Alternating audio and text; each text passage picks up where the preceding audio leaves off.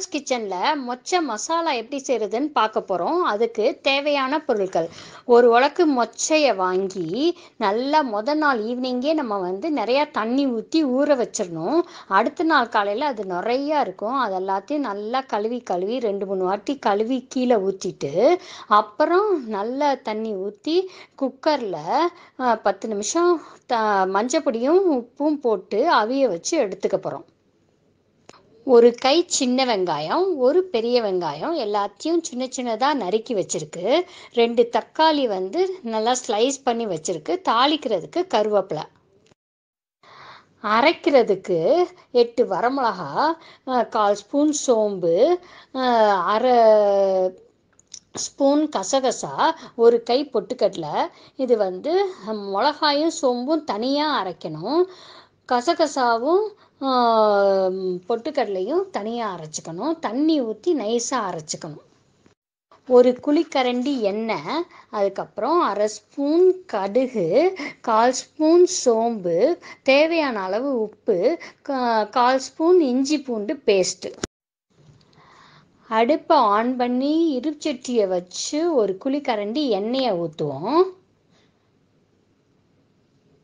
எண்ணெய் காஞ்சதும் தாளிக்கிறது கடுகையும் சோம்பையும் போட்டுட்டு,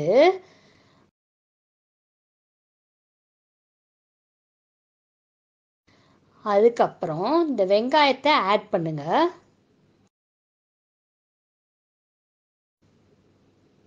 கருவேப்பிலையும் ஆட் பண்ணிடுங்க.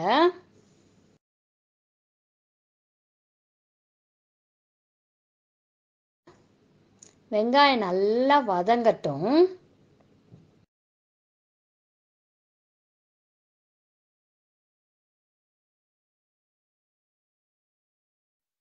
வெங்காயம் நல்லா வதங்கிருச்சு. இப்போ தக்காளியும் ஆட் பண்ணிடுவோம்.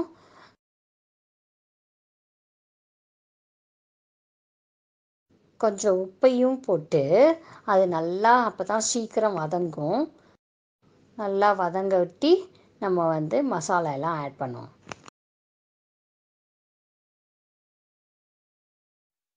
வெங்காயம் தக்காளிலாம் நல்லா வதங்கிருச்சு. இப்போ அரைச்ச மிளகாயும் சோம்பையும் போட்டு பச்சை வாசம் போக நல்லா திரக்கிடுவோம்.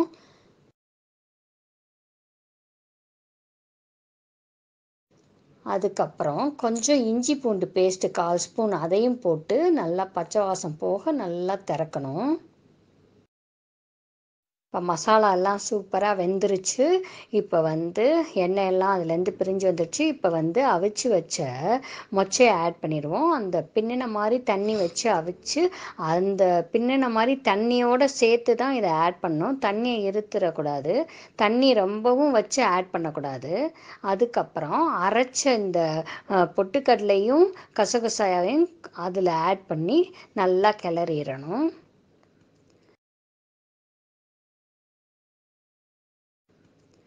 நல்லா அது கொதித்து சாறை விட்டு இறக்க வேண்டியதான்.